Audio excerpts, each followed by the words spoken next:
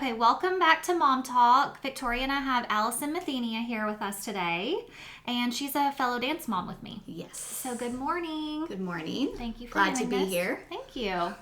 Okay, so how long have y'all been at Natalie's? Oh, goodness. Well, we came, I think, within the year that we moved here, and we moved here 2018, so I think it's been 4 years. Next year will be her 5th year. And did she start out rec only? She started out rec only. Okay, I remember seeing y'all at a recital. I didn't know who you were yet, but when she danced, all the moms were like, she has to be on comp. Like, she's just so naturally, like, don't you think naturally thank you talented? for that. She loves it. She's You can been tell. dancing since she was itty bitty with her cousin, and Okay. it's like her passion. So she knew before she came to the studio that Yeah, was her thing. Yes, we weren't thinking comp at first. Just we were thinking, continuing to develop her skills. Right. But it became apparent pretty quickly that was the direction she needed to go. So. I know. She really does shine. And she and Emma are in like 4 or 5 classes together, so that's been really fun. Yes, they're sweet friends. How is she 13? She's 13. Okay, Yep, so same age as Emma. Yes. 7th grade. Yes. How old are your others? So I have a almost 12-year-old, a 10-year-old, and a 5-year-old. Okay, so the middle 2 are both boys, is that right? The middle 2 are boys, and then the 5-year-old's a girl. Yeah. That's sweet. A little sandwich. Yes, it is. And it's a good relationship. The 2 girls share a room, and every now and then she's like, I don't want to do this. But for the most part, it's sweet, Oh, I can imagine she's a really good big sister. She is a good big sister. And do the boys share a room? They don't. It works better for their personalities Okay. not to share a room. So I've actually changed it up several times, just depending on what stage they were in. We had a bonus playroom for a while because that worked better, and now they're kind of more into outside sport play and different things, so we don't need it as much. Are they all in sports as well? So my son is looking to do basketball next year. He's done some football. The oldest boy, the almost 12-year-old. And then the 10-year-old, he hasn't shown a lot of interest in sports until recently. So he's been talking a little bit about flag football. Yeah. So we may try to do that with him. But he's an avid reader. He's always sitting on the couch with a book or drawing. I was going to say, somebody is a really good artist, because when y'all came to the Empty Bowls, yes, he painted. Yes. He has very vivid imagination, and Yeah. so drawing is an outlet for him, I think. So yeah. Okay, and then your 5-year-old. And then the 5-year-old. Okay. And she's just always trying to keep up. Are you going to put her in dance, or you don't know? I don't know yet. She would love it. She's very strong. I feel like she's very acrobatic. Okay. She'd probably do well in gymnastics. But she talks about dance, so it may be in our near future. Right. So. Right. Did you and your husband always know you were going to have 4 kids, or how was that? We didn't always know that. I've always wanted a big family, so the more the merrier. And he's go with it. He used to be an elementary school teacher. He's very good with children. That's so cool. I would say he's a natural dad. But we didn't have like an amount that we had picked. It just kind of happened that way. So. Okay. So yeah. Do you like that number? Happy with it? Yes, I am happy with that. I would have more. You would? If the Lord allowed it and it happened, I would have more. But I'm content at the same time. Right. So. And we say this all the time. It's nice having one of each. It's so fun. Yeah, it is. The girl and boy dynamic. It is a good dynamic. And I think the boys have made Adeline a little tougher because they're always messing with her, and she has to stand up for herself, and it's a good dynamic. And then she gets to be the girly girl with her sister. So she's got the best too. Yeah. No, that's really sweet. We feel blessed. It's a good mix. So how were your pregnancies? All 4 of them. All 4 of them. Okay. Well, Adeline. So I used to be a NICU nurse. I was a NICU nurse for 14 years, and I would say that played a lot into my pregnancies, because I saw the very small percentage of things go wrong, and that was my world when I first started having babies. So did that make you more stressed, or you just knew what to watch for? The biggest thing was I came home and I had a hard time with not having my child on a monitor, because I was such an attachment thing. Like, wow, yeah. So I felt like I knew how to take care of her, but it was a letting go that I had to experience. And it's your first. Yeah, just all the things. So every mom, no matter how much nurse experience or whatever you have goes through that. Yeah. So with her, I had some miscarriages before her, and so she was born in December, right around Christmas. She just felt like the best gift. Yes. Her middle name was Joy because we just felt so happy that we had finally had a healthy pregnancy. Yes. And she has been a joy ever since. I mean, she's just sweet and sensitive and kind, and but yeah, back to pregnancy. I was sick a lot. I remember being sick a lot. And I worked night shift, so that throws off your hormones a little bit, and it makes you feel yucky. And but she was born full term.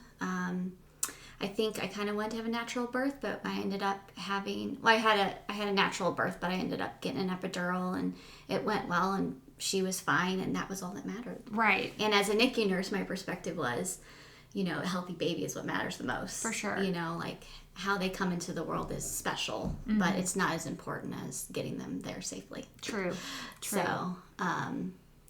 So yeah, and then my son, he was born naturally. I didn't have an epidural with him. It was like 4 hours, and it was awful. That's the way I felt. It was awful. Was it for the no epidural? It was the no epidural, awful sort How of thing. did you decide not to do the epidural the second time? I just thought I would try it if it happened, and that's what I did, and it was Were you very in the hospital, painful. though? I was in the hospital. Okay. I have sisters that have done them all now. They each have, one of them has 5, one of them has 4. And wow. They just, they encouraged me, but I don't know if I was equipped with all of the things to deal with the pain like some moms are. Some moms are very all the positions you can take in the tub birth and all that. Right. But I just tried to get through it. Just get through it. Get through it. And the shower and repositioning myself and all that. And it was, he was a really good baby. And I remember the first few months after he was born, he slept when he was supposed to and ate when he was supposed to. And so all of that sort of fades afterwards. Right. But, yeah, I remember thinking, I don't have to do this again. I could get the epidural next time. So, that's exactly what I did with the third one. I labored as long as I could, and then I got an epidural, and he was born like 40 minutes later, and it was super comfortable, and I felt aware of it, and it was, he was 9'6". Oh, wow. So he was a big baby. My biggest baby. I believe it was 9'6" or 9'8", one of the two. And so it was, I was glad that I did it. Mm-hmm. And then with Grace, it had been 5 years since I had been pregnant. And when so I went into labor, I had a longer labor with her, and I think she was positioned not the best. So I got an epidural, but it didn't take very well. It wasn't quite as smooth. But again, she was born healthy, and just such a sweet little blessing after not having any babies for 5 years. Right. All the big kids just loved on her, and it turned out to be all beautiful and wonderful. Good. So overall, good pregnancies. Overall, good. I didn't have preeclampsia, or I didn't need to have a C-section with any of them. But again, in that NICU world, I always felt convicted that I for myself, just peace of mind, I wanted to be in the hospital because I had seen, natural labor go wrong, and right. Things can happen quickly. And having seen that, it was hard to carry those memories and go into the birth process like I that. Bet. So I did not know you were a NICU nurse. Yes, I feel like that fits your personality, yes. Calm. And well, thank you. But the other part of it is I'm very detail oriented, and yes. NICU nurses are detail oriented, and yes. you don't want to get in their way. I try to show more grace in that, but I can naturally fall into that. Everything's got to have its place and be in order, because you got to be any ICU nurse. You have to be organized and paying attention to all the little things. And so, yeah. Both my nephews were in the NICU for weeks, months. But the nurses are just the best. Oh, well, yeah. I really enjoyed it. I may go back to it someday. Motherhood and homeschooling has kind of taken a front seat right now. But, I loved teaching. encouraging the moms at the very end, like, I know your baby's not taking all their bottles, but it's okay. They're going to. Right. Eventually, okay. Yes. It'll be okay. The good news about NICU nursing is that so much of it ends in a good way, where they start out so vulnerable and small, and then they end up growing and living very long, healthy lives. So, yes. Yeah, my nephews are definitely going strong. Yeah, nothing's wrong with them. They're the wildest boys. Yeah. Yes. And sometimes they're like, I have a friend who was a preemie, and he's tall and strong and just like you wouldn't know it. No. Would not think that he was a preemie. Well, you were a preemie. Yes, actually, I was a preemie. Speaking of. I think I was 4 or 6. I really don't know. I was due in January, came in December. Okay. Yeah, so a little bit premature, not too extremely premature. And here I am. Look at you. Perfect. Just perfect. Okay, so we definitely want to pick your brain about homeschool. Okay. So her son is starting kindergarten this year. Oh, very good. Yes. And he's going to start in kindergarten. He's going to East Montgomery. He will be going to school. We've decided that for kindergarten, but I'm not sold on public school or private school as a whole all the way through. Okay. I'm taking it year by year. Sure. That's good. How did you decide? Did you, off the bat, do you homeschool with Adeline? So part of our story is, when I had her, I was full-time working nursing, and then along the way, my husband and I talked about, why don't we do travel nursing? Like, let's just do it. So we took our 3 and we went and did travel nursing. And Adeline was, I think she was 4 at the time. It was pre-K when we started traveling. So we started homeschooling on the road. So really, it was much easier to wrap our brains around that. It was obvious, like, there's not a lot of, they were 3 to 6 month assignments. So it wasn't the stability of, like a 9 month or more assignment where you could put her in a school. So it made sense for us to homeschool. Was probably a big part of it. I was homeschooled and really loved it and wanted it all along. So I think even if I had been at home in a full-time setting, I would have probably opted for that anyways. The challenge is that it's so difficult to raise children on a single income or now because of the economy and just so it was going to be a challenge because I was needing to work and he was working. Travel nursing allowed us to just live off my income, so he did the homeschooling initially. Okay. And then I worked 3 shifts a week, so the days off I would help him. And then we had a lot of living school, like we would go to state parks and national parks, and we would do things that kind of filled in the gap with just exploring and learning things outside in the world. So yeah, that's how we started off. And then when we moved to Tennessee, we just continued it, and I was working PRN and he started a business. And so I was going to take over more of the homeschool mom role at that point.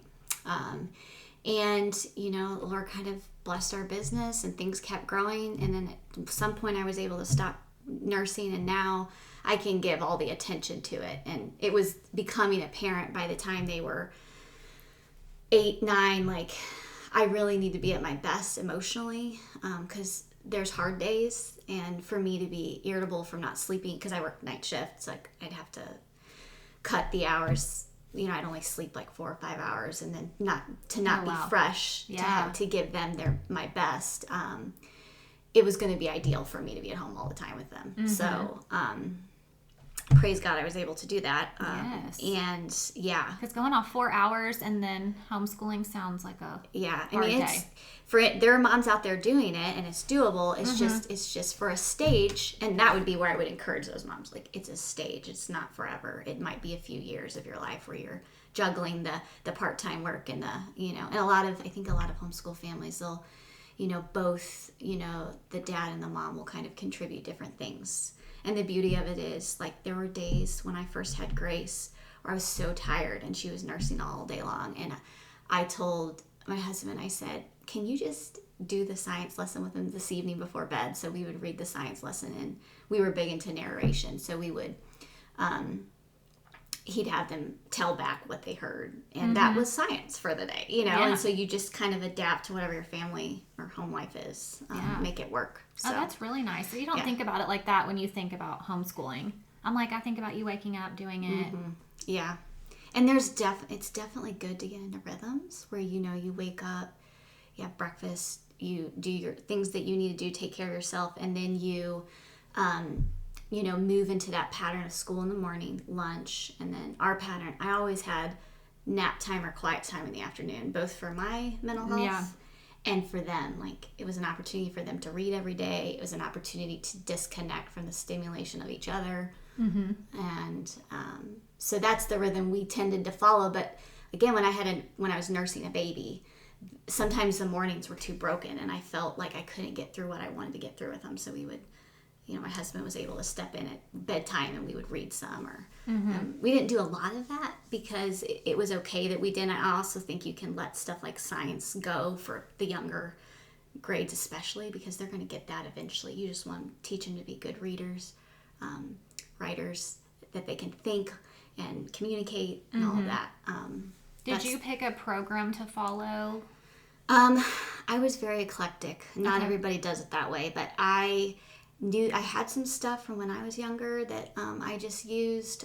You kind of quickly learn what you like and don't like. So you might do something the first year, and then it doesn't really fit how your child learns, or maybe they're bored with it, or it's too much. I remember one of the curriculums, it was a lot of coloring, and they didn't want to color all the time. So we switched gears and did a curriculum that was different than that. It was just more basic, like, black and white, straightforward, and they did better with that. But some kids love, pictures and all of the artsy stuff, and I was not a crafty mom, so I didn't sit there and cut things out and make things, and that was not me. So my kids would have to get that other places, and they did, like they'd get it at church, or they'd go to their grandparents' house, and their grandma is a kindergarten teacher, so she would do fun stuff like that. Oh, yeah. So there's lots of teachers in our life. It's not just mom and dad. Mm-hmm. So. And have all the kids been on board, or they? Not really. One of my kids has always been very resistant to it, and it's been a struggle. And we've worked a lot through emotional regulation, and just I know you don't want to do this, but this is how it is. We're going to spend our time doing this, and role playing, like one of the biggest things that I love about homeschooling is that constant all day long, like, let's work on training them to cope with their stress and learn how to deal with frustration and all of that. I can see that, and I can watch that process with them. Mm-hmm. And it's been rewarding to see now that child move into middle school, and he does really well outside of the house because we're still working on it. But he's gotten so much better, and there's been so many opportunities to work on emotional regulation and just coping with doing things I don't want to do. But that's life, and we got to do things that are good for us. And this is a season, and someday you can work. He's very hands-on. Mm-hmm. He likes to build things, and the kid was under the clothes racks in the stores finding trash and making things. Like, that was him as a child. And school isn't always that. Sometimes it's sitting and memorizing or going over things. And so he doesn't think he wants to be at public school. He just doesn't want to do sometimes school in general. Okay. I think he didn't. It was unknown to him what it would be like. So he's in the hybrid program now, and I think he's really enjoying the social part of school more than he thought he would. So you start them hybrid in middle school? That's been our pattern, because I found out about it. I think Adeline was maybe in 4th or 5th grade, and I was so excited because we teach to a biblical worldview, and the whole program is like that, and it was something I had always hoped for, because I knew that they would be more into friends and just that socialization piece as they got older. And so I was hoping to find a program where they could be, I could still kind of train them and teach them at home, but also give them time out with their peers to enjoy different communities. And dance has definitely been that for Adeline. That's been part of it. But then also going to this school, they go all day on Tuesdays and Thursdays. And then from a schoolwork standpoint, I support the assignments through the week, and we add math too. They don't do math. Okay, so they do stuff on Tuesday and Thursday at school, and then you kind of just support that, follow up with that. Mm-hmm. So you don't have to do... I'm not reinventing a curriculum for them the other days. Okay. So they have a science book that they use, and they'll go home with three days worth of assignments, and then I just hold them accountable to it. Okay. Or if I need to teach a little bit more, that's the other thing with the hybrid program is there's also you're still teaching at home. It's not a total disconnect. So like Fridays, Mondays, and Wednesdays, sometimes I might need to read him the chapter because it's challenging for him. They do levels, and levels cross more than one grade level. And so, and as he's growing, he's taking more account, like he's able to do more on his own. But initially it was a lot of like, let me read this to you and let's talk about it to make sure you understand what you're reading and being able to comprehend it. So, and he's definitely grown so much, and the teachers have been so patient and understanding, and so it's been a great fit. So that transition went easily for both of them? It went very easily for Adeline. She's an independent learner all the way around, so she has not had trouble with that piece of it. And she's, from what I hear from her teacher, where she's needing to correct things, she's responsive to it and she makes the changes without a whole lot of accountability. My son is needing more accountability, and they're okay with that. And it's just something that I have to be aware of. Like I've kind of let him go these last few weeks, and he's missed assignments, or so he's still needing that help with the organization and help with the focusing on what the question's asking. Did you answer this completely? Those kinds of things he's still needing some help with from time to time. But yeah, I mean, it's he was in football at the beginning of his hybrid program, and football practices were every day for like 2 hours. Wow. And all through the summer. And so he was a little bit strained at the beginning of the year with both of those things. Yeah, that's a lot. Yeah. It was a lot. So now, he's kind of coming around back to the idea of a sport, and I'm hoping that he continues next year with something. But it was probably too much hindsight, but we also had this ethic that he wasn't sure about it, and then he decided to do it in June, and he was kind of uncertain. And then when he committed to it, we said, well, you need to follow through. We're not going to quit because it's hard. He didn't like all the hardness of it, the strain of it. So he stuck with it. We were proud of him. He got through it was a little rough at the beginning, but and now he wants to do it again. So he wants to play flag football. He's small, so I think part of it for him was he knew that, and it was frustrating. Like, but we've been trying to encourage him. Like, that's still okay. You can still be fast. You can be a good ball handler, and so we'll see. Trying to push him to do things that are challenging and out of his comfort zone, but not so much that we're making him do things that he's really not wanting to do. Right. So, is your 10-year-old excited to go hybrid? He loves being at home. They all have Adeline's our social butterfly, so she's been excited about school from day one. The boys are happy to be at home playing. Like ours are the same. Our boys would just never leave the house. Yeah, I mean, they're like that too. I feel like boys, it's something about they just want to play. They need structure. It's not that they don't need structure, but they like that unstructured free time. Unstructured free time. Yeah. That's why I was like, Mason, you have got to go to kindergarten somewhere else that's not at home. Yeah, because it's and it's good for them, but at the same time, like, one of the beautiful things about homeschooling is that I really think that not every kid is meant to read at the same time or to learn things, the traditional way at the same time. They might need to learn more creatively and through play for longer. Like Adeline, a lot of girls, they like sitting down and with a book, and they'll have the patience for reading. And I don't think it's anything. I think boys are just sort of wired to learn through play more, hands-on. Hands-on. I also think that helps with some of their energy, and just I think it can turn into aggression really quickly. The energy can, if it's not given a space to be let go.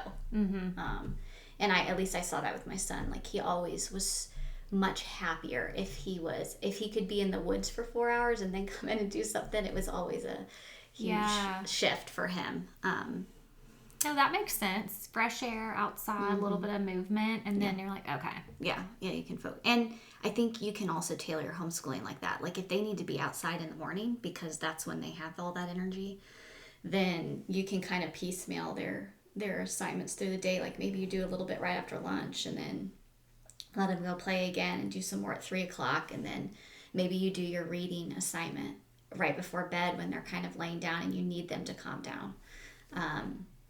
So that you can be flexible like that. So that works. Some people find that totally unnerving that you would have a schedule that's not, So it depends on the mom or whoever's homeschooling, what their personality is too.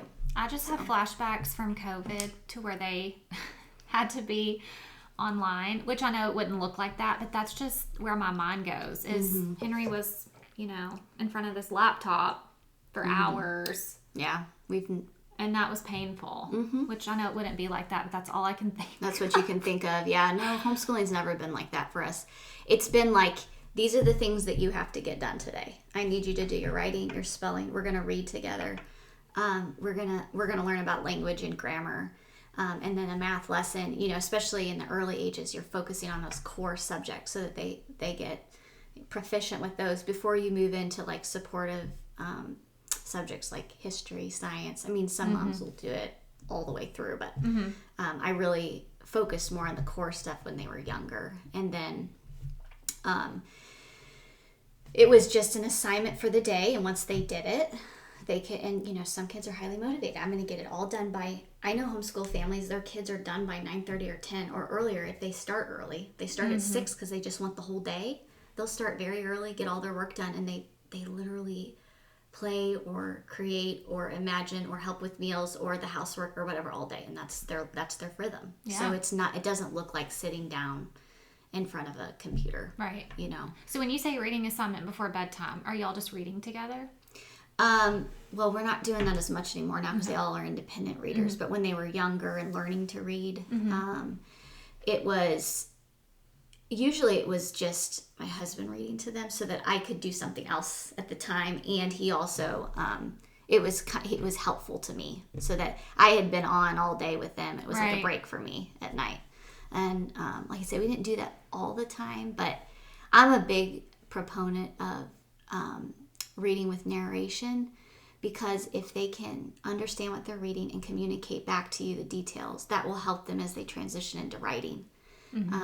To organize their thoughts, to be able to talk to other people in a way that's coherent and follows a pattern.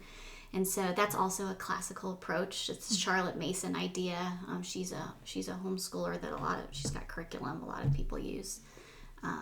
But learning through living books, so reading biographies about people instead of reading textbooks about the person. You're reading like maybe an account that they wrote, or you're reading it's more to the point. It's not as like little paragraphs about so we did some of that. I would have liked to have done better with narration than I did. But again, that quiet time in the afternoon where they were encouraged to be still with a book. I've got some that love to read, and one especially doesn't love to read.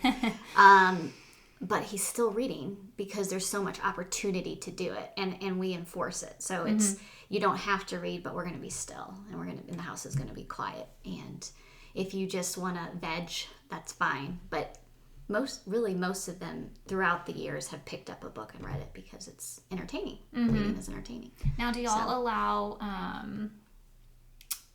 tablets, any of that? Media. Yes. I've actually just started reading a book about social media and mental health. So I'm learning about the impact social media has on mental health, and it's making me feel like I want to take it all away. Right. But I think there's so many good things about media, so I don't want to be absolute about it. Yes, we do. I usually limit it. Like the boys, they get 30 minutes a day if the day goes well. If we have attitude problems or defiance or anything like that, they don't get it. So in their downtime, quiet time, when they're supposed to be reading, they don't do tablet screens time. Are not an option. Okay. No. So it's like end of the day. Yeah. Okay. And a lot of times it ends up being at like 3:00. Like they've had their quiet time. Or as I'm preparing dinner, a lot of times like Grace will get on the tablet for 30 minutes and watch a show. Unless it's beautiful outside. In which case with her, I'm a little stricter. I'm like, you need to go outside. like, we don't need, this doesn't have to be absolute. We don't have to have 30 minutes a day. You can have 30 minutes a day if it fits with what we're doing, but we don't try to, they always want to try and make it happen because they love it. Oh, right. Yeah, So, anytime. I'm like, but you know what? Your friends are out there playing. Go play with them because that's better. You need to engage with your neighbor kids. And we in our neighborhood, there's kids everywhere. I was going to say, are y'all in a neighborhood? Yeah, there's kids everywhere. So they've made some good little friends. And yesterday, Grace was talking about going in and watching something, and they came out. She's like, "No, Mom, I think I'm going to play." I'm like, "Yes, Win. Doesn't always work that way, but I think her son would live outside. No, he hates coming inside. oh well, that's great. So That's great. Doesn't That's matter what the you want. weather. oh no, like -5, like when it was literally -5. I'm out there. I'm like, okay, have fun. I'm going in. Watch You her through can't. the window. Yeah, no, that's so good. And I mean, they learn how to problem solve through play, how to resolve conflict with each other. Do you step in on that, or do you give that a minute?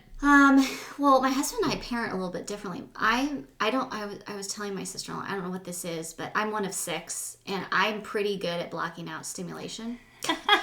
You have to be. I think it's a survival thing, but I can literally not even know what's going on. They could be having if it gets really loud, or if they start messing with each other and they're fighting, then I will intervene so that nobody's getting hurt, or they might need to be instructed, like, those character things, like sometimes we have to let go of what we want, and think about your brother more. There's lots of opportunities for selflessness with parenting and teaching your children. And so I try to intervene as a teaching moment. Yeah. Like this is an opportunity. It's hard for you to love your brother or your sister, but this is what love is, doing something that is it's not self-seeking. It's patient, it's kind. What does love look? So I have enjoyed teaching them that. It's not always, sometimes it's very over and over and over, and it feels, but I do think God blesses that over time. Like, the years go by and they learn how to control their selfishness, and they think about others, and then it's like, okay, God, this is why I stuck to it. Right. You can already tell with some older kids that it's working. Yes. What's your husband's approach then? So my husband, he's very attentive. He notices things and he responds to it. I would say we're both pretty authoritarian. Like we're not soft parents. We give them firm boundaries, and like, if you do this, you're going to miss out. But he's even more attentive than I am. Like sometimes I won't see it and stuff will go on, and then I realize, well, I've probably let that go on too long, and that's why there's problems. Or he was raised, one little thing, like with table manners. His parents were very good about table manners, and so he's very consistent about reminding them about their table manners, and I just don't usually notice that. It's a stimulate. I mean, I do notice, but not at the same level that he's consistent with it. Yeah. So we bring different strengths to the table. So how do you pick, like, I don't know if you call them field trips, but like outings. How do you pick your outings? Do you plan those in advance? I don't. Okay. I didn't know if that was in the curriculum too. Like, I know nothing about this. So. Yeah, some moms are very good about that, or they join homeschool groups where they regularly have field trips, and I think that's wonderful. I feel like life kind of naturally brings that. So when we go to St. Louis a lot to see family. We'll go to the zoo, or we'll go to a park, or we'll we did a lot of like museums and everything. We traveled for 3 years. I mean, we were just stop national parks and museums. That's what we did on our days off, because we didn't know a lot of people. It wasn't like we had a lot of social connections to fill our off days. We would go and we would experience what was around us. Okay. And we were in Colorado and then California, and up in the Northeast. We were in Philadelphia, and all the places you can go to those cool museums. And so we would just do that naturally whenever we traveled. Here, I haven't been as consistent with it. The hybrid program, they do like 3 or 4 a year, I feel like. Oh, wow. That's a lot. Yeah. That's good. And I think, I want to say it's 3 or 4. And those are kind of, I've seen some, I think, like a service base too. Yeah, and then they'll do service. Like they went to like an assisted living or one day, and that was... Yeah, or they'll go to APACs and help serve there. So I really like the heart of the school there too. It's like, it's not just all about fun and our learning. It's also about serving the community and making a difference, you know. And so they're teaching the kids that, and I really respect that. So. I think that's great, especially for a hybrid program that's only there a couple days a week. They still get them involved with that. Yes, absolutely. And they model that as, and I actually, one of the things that I would really like to do more of is my son, I'm going to leave him home he's home full time. He's not in the hybrid program, the younger one. And the 5-year-old and him, they kind of play together. It's a good dynamic to have two of them at home. But I would like, because he gets his schoolwork done very quickly, and he just does it, and it's not a lot of strain. I'd like to move towards like regular service projects through the week. Like, that's one of the things that I think we could do as a homeschool family. We have the time for it. I can maybe go up to Apex and serve on a Tuesday morning or whatever with him. It's something I've wanted to do and haven't really done yet, but I'm hoping in the future that we can do more of that. On your schedule. Yeah, and that's the flexibility of it. And that can be educational in its own way too. Now, are you in any type of groups, or you just know your own thing, so you're... like homeschool groups? No, I'm not. I know there's a Wilderness Wednesday group. They meet and do like outside stuff. I know there's another, like Montgomery Academy, maybe they have a hybrid type program. So there's definitely things out there.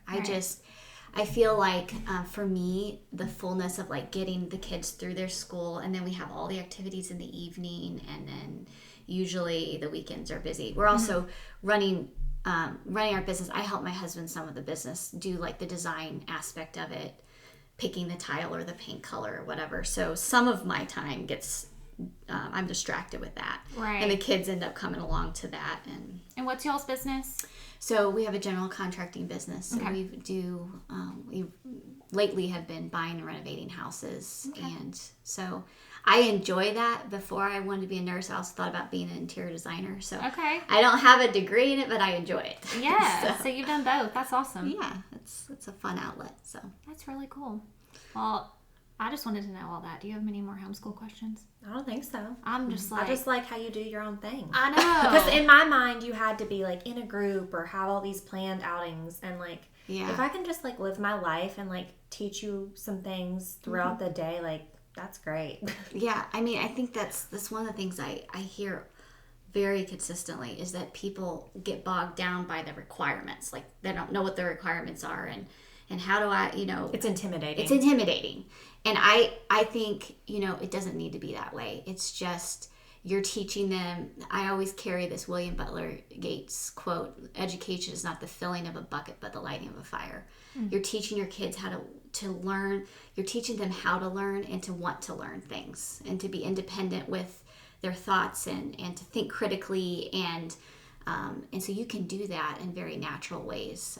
You got to have some accountability with your book work and all of that, but at the same time, it doesn't have to be strict or oppressive, or and the state of Tennessee has requirements that you follow, but like learning can be happening all day long, and if you think about that, like you're meeting the requirements pretty naturally. So I mean, I feel like that, like when we're outside playing, like already, I feel like, man, because they're asking me these hard-hitting questions that I don't know. I'm like, let me Google that for you. Like, what type of tree is this leaf from? I'm like, I don't know. Yeah. You tell me, because you're the one out here living like Tarzan. Right. And if education is not oppressive and boring, if it's new and exciting, and I wonder what I can find out, if you can keep, and it isn't always that. I'm not saying that that's always how it is for us, but like, if it's not so oppressive, then they might be more likely to dive into something really well and be excellent at it. I'm probably going to have children that just are really excellent at a trade, or like I really anticipate that my son is just going to want to like start a business, or do something with his hands, whether that's going to school and becoming an engineer, or maybe he's going to work on cars, or maybe he like they can do that from a young age and start to develop that. And how was it for you? You said you were homeschooled. Going to college, was that your first time like in school that other than your home? So I was homeschooled through 8th grade, and then I went to public high school in 9th grade, and I joined the dance team. and that's probably where I get a heart for dance. But and the hardest thing for me, like, I did well academically. I can be a little bit socially reserved. Like, I naturally can kind of keep to myself. So I made good friends on the dance team and everything. But like, I was such an independent learner that I tended to want to just get my work done and be done with the day. And by the end of high school especially, I was doing dual enrollment at a local university. Like, I just wanted to get my work done and be done with the day. I didn't want to be there 7 hours. So, I was driving off campus to go to the university to get I think I was doing psychology senior year, but I was being forced to like stay in the lunchroom for 30 minutes. And it just felt very, by the end of high school, I wanted to be out, I remember that being hard. And I remember getting used to note taking and listening. Like, I learned so much by picking it up for myself that I think I still even struggle a little bit with remembering what people tell me. I'm kind of a visual learner. But you adapt and you learn. I didn't do very much tests. I didn't take tests at all, really, growing up. And then all of a sudden I'm hit with these tests all the time in school. And so I had to learn test taking skills. And, but again, if you're able to learn and think critically, you get through that. It's not like a huge thing to learn. It's just and my son has been learning that this year too, in 6th grade. So I'm hopeful that with him learning it sooner, it'll be easier for him to transition into whatever high school brings than it was, at least from the test-taking standpoint. So do you test them at all homeschool-wise? Not really. Okay. I mean, again, that's my personality. Some of the programs, they have I say I don't. The math program we're using, they input all of their answers, and they do have tests. And so I get an email when they finish their math test, and or their math lesson or test, and it'll give them a grade. Okay. So it kind of holds them accountable to A, finishing it, and B, like, did you understand it? Because if you got a 67% on your math lesson, we have a problem. You didn't understand it, or you didn't pay attention, or whatever. Okay. So some of it I have accountability with, that way with grading. But like, I don't have them read a history. Like, my son, he just read like all 5 Chronicles of Narnia books in the last 6 weeks. Like, cool. But I didn't give him a test on it. Right. I'm just like, I'm glad you're reading it. You right. know, it's sometimes I'll talk to him about it, but the kid talks constantly. So I know he's understanding things. I'm not too worried about it. Yeah. But we need to teach them how to be good communicators and to write well. So, you know, you got to do some of that, but at the same time, I don't want to bog them down with like paper test or... Right, or book report. Exactly. Okay. Or a book report. Yeah. Right. Yeah. So some of that just happens. Yeah. Just naturally. I feel like it's just woven into your lifestyle now that it's so natural. They're constantly learning, may not even realize it because you've made it really fun. And it's not all been not easy. Not easy. And I could definitely be, I mean, I'm inspired by a lot of, there's just so many good homeschool. I've met a lot of good homeschool families at Chapel Hill, and they all, some of them just have very different personalities about it, and they're, you know, I admire some of the ways that they stick to the ways that they teach, and they're more hands-on, and they're more, you know, and I haven't been like that as much, but I think academically it's almost like tutoring. Homeschooling is, so they could do really well academically if you pushed them that way, but I'm just trying to, you know, not get by, but like challenge them where they're at, you know, and again, providing opportunities for the reading, the you know, keeping them off their screen so they're talking to each other and to me and the neighbor kids and things like that. So, okay, anything else? Okay, you got anything else? I don't think so. Thank you for having me. I know. Okay, so thank you for being here. Yeah. That was really super helpful. Yes. I feel like I love it. If I could not work, I would do homeschool. I would. Yeah. But thank you for being here. Yeah. And everybody, don't forget to follow us on Spotify and Apple. And thanks for listening. Bye. Bye.